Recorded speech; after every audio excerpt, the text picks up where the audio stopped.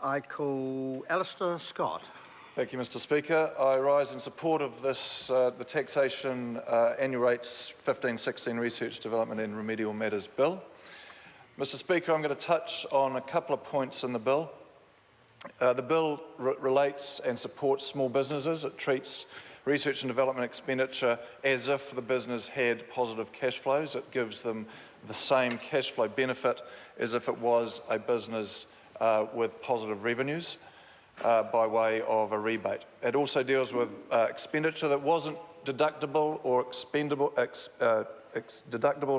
until now, which should be, and that's known as the black hole expenditure. This is now deductible. Mr Speaker, the third and most important part of this bill relates to the annual rates, section 65 or clause 65. And as someone said on the other side, these rates are the same as last year.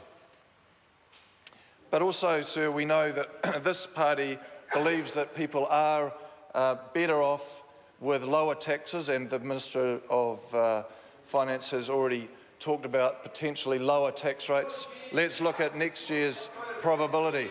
Mr Speaker, if it was the other party, we would know that it would be the higher rate, the tax and spend party that it is. Mr Speaker, as an example of that is just their recent policy announcement on free education, a handout that is only going to cost the taxpayer more.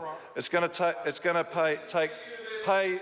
take the taxpayer with a view that the rates under a Labor government would only be higher, with no possibility of tax rates being lower, sir, because, Mr Speaker, the Labor Party doesn't believe people know how to spend their own money. Mr Speaker, this government believes in lower taxes. It believes in people having the understanding and the wherewithal to spend their own money.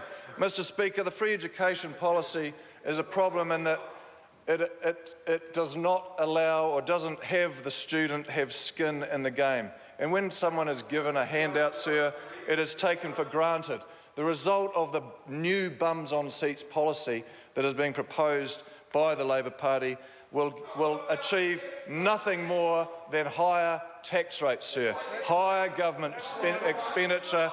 It will increase the number of buildings that are required to educate these students. It will take more lecturers, more staff, more people to educate, and for what? For bums on seats, sir. It hasn't worked in the past and it will not work in the future. It is important that these students have skin in the game so that they can appreciate the money that they are spending on their own education, sir. And we know, and there is plenty of evidence to say that graduates are paid more, they do earn more over their lifetime, over their career, and it is only fair and reasonable that these people who do earn more as a result of their education should pay for a portion of their education. And sir, as we know, it's only around 25 to 30% of the total cost. The taxpayer is generous enough to pay for the other 3/4. And that, as the Prime Minister said today, is about the right balance, and that is what the people of New Zealand, to be fair and reasonable. They have no interest in paying for bums on seats for no real benefit.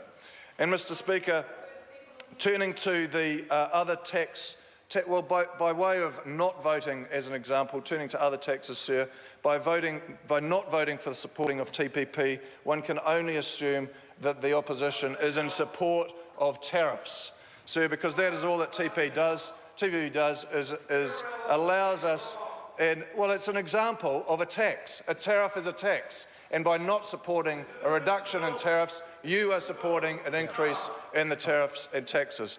Mr Speaker, the Green Party are quite confused. I'm not even sure why they're called the Green. They should be more the multicoloured party or the technicoloured party, sir, because they have absolutely no understanding of taxes. They talk about, well, the methane tax.